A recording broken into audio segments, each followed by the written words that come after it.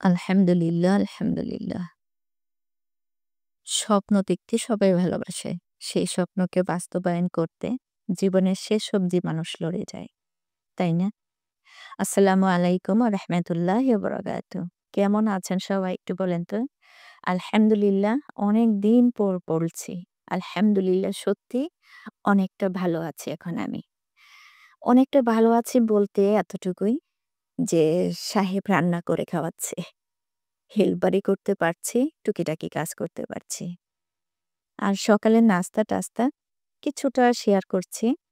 এই যে বললাম না, সাহেব রান্না করছে, সাহেবের পাশাপাশি এতটুকু সুস্থ হয়েছি।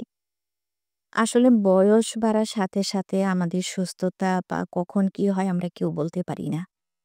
যেহেতু ডায়াবেটিস আছে, হাই প্রেশার আছে সেজন্য। হঠাৎই ভালো, হঠাৎই খারাপ। আপনারা অনেকেই আমার জন্য দোয়া করেছেন। আলহামদুলিল্লাহ শুকরিয়া আপনাদের প্রতিটা বোনের কাছে। ইনশাআল্লাহ এখন থেকে আপনাদের ভিডিওর মাঝেও আস্তে, আস্তে যাওয়ার চেষ্টা করব। যেহেতু অনেকটাই সুস্থতা অনুভব করছি। সকালে নাস্তা তো বানিয়ে নিলাম চা, পরোটা, ভাজি, ডিম, চিয়া সিড সব খেয়ে নিয়েছি। এই যে দেখছেন করলা। এখন নিয়মিত সকাল, বিকাল দুবেলা করলার জুস খাচ্ছি। আমি করলা ভাজি দিয়ে ভাত তেমন একটা খেতে পারি না। আমার তিতো লাগে। কিন্তু এটার তিতো লাগছে না? হ্যাঁ, লাগছে। কিন্তু নাক-টাক বন্ধ করে কেবলই প্রতিদিন সকাল বিকাল ১ গ্লাস করে খেয়ে নিচ্ছি। অনেকটা বমিও এসে যায়। তারপরও কি করব? সুস্থ থাকার জন্য হয়তো এই তিতোটাই একসময় আমার কাছে মিষ্টি হয়ে যাবে। আর এই তিতোটাই হয়তো আমার একটা ওষুধের কাজ করছে। এটাকে কুচি, কুচি কেটে ব্লেন্ডার করে নিব। আর ভিডিও দেখতে যদি দেখতে কারো ভালো লাগে বা লেগে যায়, আমার পাশে বন্ধু হয়ে থাকতে পারে। অনেকে আমার কাছ থেকে এই বিগত সপ্তাহখানেকের ভিতর অনেকেই চলে গেছে। যারা চলে গেছেন তাদেরকে আসতে বলব না। কারণ আপনারা সবাই মানে ভালোবাসা দিতে জানেন না, নিতে জানেন। আর যারা দিয়েছেন অনেকেই আমার ভিডিওতে আসতেছে, দেখতেছে আমি তাদের ভিডিও যাচ্ছি না। তারপরও অনেকেই বলছে, "আপু আগে তুমি সুস্থ হও।" তোমাদের সকলকে অনেক, অনেক ধন্যবাদ। আর এই যে এটা আমি মানে এই ছাঁকনিতে মানে এটাতে ছেঁকে নিচ্ছি যেহেতু ছাঁকনি দিয়ে ছাঁকা যাচ্ছে না। এটার যে বড়, বড় পিসিগুলা এগুলাতে মানে হচ্ছে না। আমি বিচি সহ এটাকে আ নিয়েছি যাতে তিতো ভাবটা বেশি থাকে। করলার জুস এখন তাও খাচ্ছি। মানে আমের জুস বলেন বা অন্য জুসের মতো হয়তোবা একসময় আমার প্রিয় হয়ে যাবে। আর এই যে জুস-টুস খাওয়া শেষ, যে বলছিলাম সাহেব এখন রান্না করছে আলহামদুলিল্লাহ। অনেক কাজে সে হেল্প করছে, বিশেষ করে রান্না-বান্নাটা। আমি কিছু কেটে দিচ্ছি হয়তো, না হয় সে নিজে, নিজে যতটুক পারে।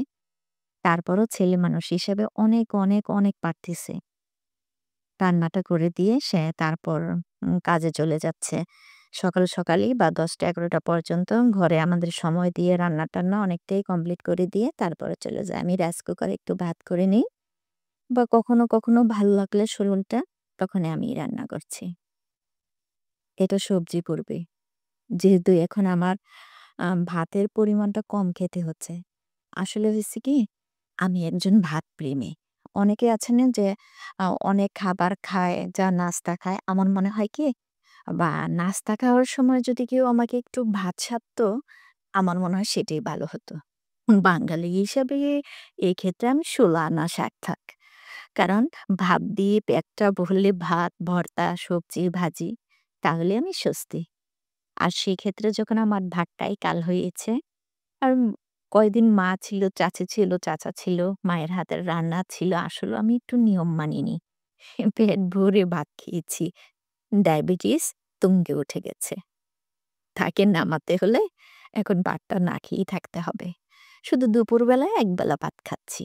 অল্প পরিমাণ। অসিত কান্না করছে। আমি একটু ভিডিও করতেছিলাম, ওর বাবা রান্না করতেছিল। ও তখন খুলে উঠতে চাচ্ছিল। এই হইছে আমার বাসার অবস্থা। মানে অসুস্থ থাকলে মনে হয় বাচ্চারা একটু বিরক্ত বেশি করে।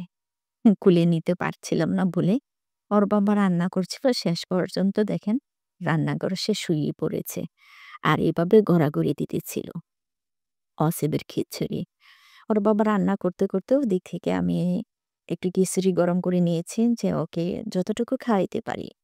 এখন আগের মতো এতটা খায় না।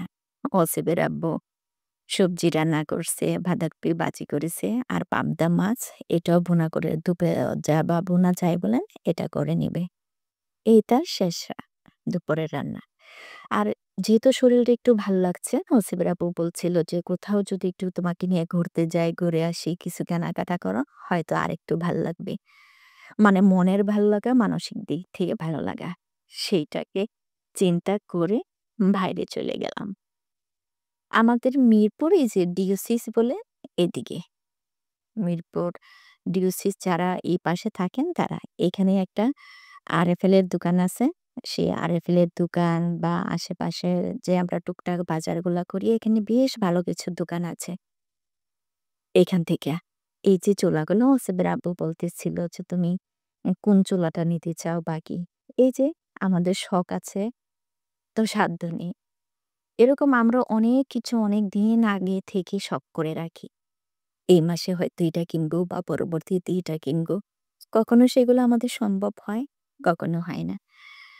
আয়েশাকে দেখছিলাম, আমাদের আয়েশা জাহান ব্লগ থেকে আয়েশাকে ওয়াশিং মেশিন দেখতেছিল। তার পরবর্তীতেই তার হাসব্যান্ড অসুস্থ। তো বলছিল ওয়াশিং মেশিন থেকে আমার হাসব্যান্ডের সুস্থতাই যথেষ্ট। আমাদের সবার ফ্যামিলিতে বিশেষ করে আমার ফ্যামিলিতে অনেকটাই এরকম। আমরা একটা শখ কিনি, দেখি এবং সেটাকে নিবো বলে হাতে ধরি। তখনই হয়তো কোনো অজানা গন্তব্যে আবার সেটাকে হাত থেকে ছেড়ে দিয়ে আমাদের ওই পথেই হাঁটতে হয়। আলহামদুলিল্লাহ, তারপরও আল্লাহকে বলবো আলহামদুলিল্লাহ আমরা ভালো আছি। এই কাপগুলো না এতটাই সুন্দর বা ধরতে ভাল লাগছে। আর প্রতিটা কাপের দাম জানেন কত? ৩০০ সরি ৳৩৫০ করে। একটা পিস। কিন্তু কাপগুলা বেশ সুন্দর। আমার নজরবন্দি করে রেখেছি। কখনো যদি সম্ভব হয় নিয়ে যাব। আর এই যে এই ওয়ারড্রোবটা আমরা যে প্লাস্টিকের একটা রেকে আমার জীবনের ১ম ফার্নিচারে আমি কাপড় রাখি, ওইখানে রাখার জন্য চয়েস করেছি। দেখা যাক কি কিনি? অবশ্যই তো আপনাদের সাথে শেয়ার করব। এখানে দেখে টেকে ঘুরে টুরে মন ভরে নিয়েছি। হাত হয়তো নাও ভরতে পারি বা হাত ভরতে হলে হয়তো আমাকে কিছুদিন অপেক্ষা করতে হবে। না হয় অপেক্ষাই করলাম।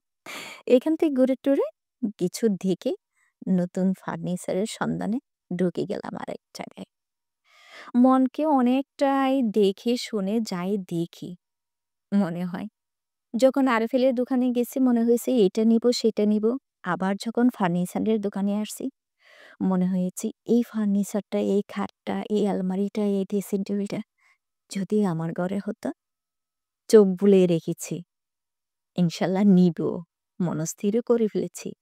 আল্লাহর কাছে চেয়ে ফেলেছি। দেখি বিধাতা কখন দেয়।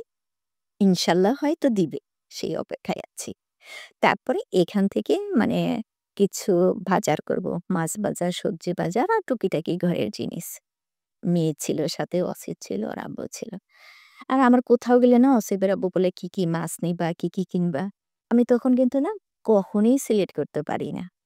অসিবের আব্বু পাশে থাকলে আমার কেন জানি আমার নিজে থেকে কোনো চয়েসটা আসে না। আপনাদের কি কারো এরকম হয়? তা আমি বলছি, সবই তো পছন্দ হচ্ছে। কোনটা রেখে কোনটা বলব?" রূপচাঁদা মাছ, তারপরে পাবদা মাছ, তারপরে রুই মাছ। তা আমি বললাম যে, "ঠিক আছে, অল্প করে নিয়ে যাই।" এই যে দেখেন, এই জামাগুলা না মানে খুবই সস্তার ভিতরে বলব আমি এখানে 2 পিস। মানে ৳১,০০০ র ভিতরে ৯০০, ৳১,০০০ র ভিতরে এত সুন্দর ড্রেসগুলা। আমার মেয়ে কিন্তু অলরেডি ২ টা পছন্দ করে ফেলছে। ওহসিবের আব্বু বলল, "দুজনের জন্য ২ টা নাও।" আমি মেয়েকে বললাম যে, "তোমার জন্যই নাও।" যাই হোক, মা-মেয়ের জন্য পছন্দ করে এখান থেকে ড্রেসও নিয়েছি। আর অসিত তো ভোট দিয়েছে। কিছুতেই আমাদের স্বস্তিতে কেনাকাটা করতে দিবে না। সে মানে খুবই বিরক্ত করছে। এইসব জায়গায় অসিত খুব বিরক্ত করে। আর এই যে দেখেন, পাশের এই যে কাপড়গুলা দেখছেন না? এই জামাগুলা হইছে এখানে আপনার এখন তো শীত চলে আসছে। গরমের যে জামাগুলা, যে ড্রেসগুলা একটা জায়গায় ওড়না আর একটা জায়গায় শুধু জামা। অবাক হবেন দামগুলা শুনলে। প্রতিটা ড্রেস দেখেন ওরা দেখছিল, আমি দেখতেছিলাম। তো অসিবের আপু বলল যে, "পরবর্তীতে আসো।" ৩০০ থেকে ৳৩৫০ র ভিতরে কাজ করা। এবং গরমের যে ড্রেসগুলো মার্কেটের মানে শপিং মলের এখন শেষ হয়ে গেছে, তখন তারা এটা খুব কম দামে ছেড়ে দিচ্ছে। আর এই যে অসবির আব্বুর সাথে কোথাও যাব, সেই খাওয়া-দাওয়া হবে না সেটা কখনোই হয় নাই। অসবির আব্বু বলে এটা নাকি একটা ভদ্রতা। যে কেনাকাটা করতে গেলাম, ঘুরতে গেলাম, শপিং করতে গেলাম অথচ কিছু খাওয়ালাম না। এটা কিন্তু একটা ভদ্রতা। আমি বলছিলাম, "ভাল লাগছে না, আমি বাসায় চলে যাই।" তারপরে বললে কি, "এটা নিহাত একটা ভদ্রতা। অবশ্য হালকা কিছু খেয়ে আমরা বের হব।" তো এই যে তারপর শেষ পর্যন্ত বাটারের একটা চিকেন ছিল আর রুটি বা যাই থাক এখানে হালকা পাতলা আমরা কিছু নাস্তা-টাস্তা করে বাসার উদ্দেশ্যে বেরিয়ে গেছি। ভালোই লেগেছে আসলে। শরীরের অসুখের সাথে, সাথে মানে ওষুধের সাথে, সাথে মনের ওষুধও কিন্তু খুব জরুরি। সেই মনের ওষুধটার জন্য ওস্তাদের আব্বা বেশ কিছুদিন আমাকে বাইরে নিয়ে গেছে। আস্তে, আস্তে সেই ভিডিওগুলো আপনার সাথে শেয়ার করব। আশা রাখি ততক্ষণ আমার সাথে থাকবেন। আপনি সুস্থ থাকেন, আপনার মন এবং মানসিকতা দুটাকেই সুস্থ রাখেন। মনের সাথে, সাথে শরীরের সাথে, সাথে মনও সুস্থ থাকা দরকার। আর পাশে যদি আপনার পরিবারের সবাই সাপোর্ট দেয়, তাতে কোনো কথাই নেই, তাই না? আপনার ফ্যামিলিতে এরকম একজন হোক, যাকে আপনাকে সাপোর্ট দিবে মানসিক এবং শারীরিক, সেই কামনাই করছি। দেখা হবে সামনের আরেকটা ভিডিওতে। সে পর্যন্ত ভালো থাকুন, সুস্থ থাকুন। আমার জন্য দোয়া করুন। আমি দোয়া করি আল্লাহ সবাইকে সুস্থ রাখুক। স্বামী সোহাগী স্ত্রী হিসাবে আপনাকে প্রাধান্য দিক আল্লাহ। আল্লাহ হাফেজ। আসসালামু আলাইকুম ওয়া রাহমাতুল্লাহি ওয়া বারাকাতুহু।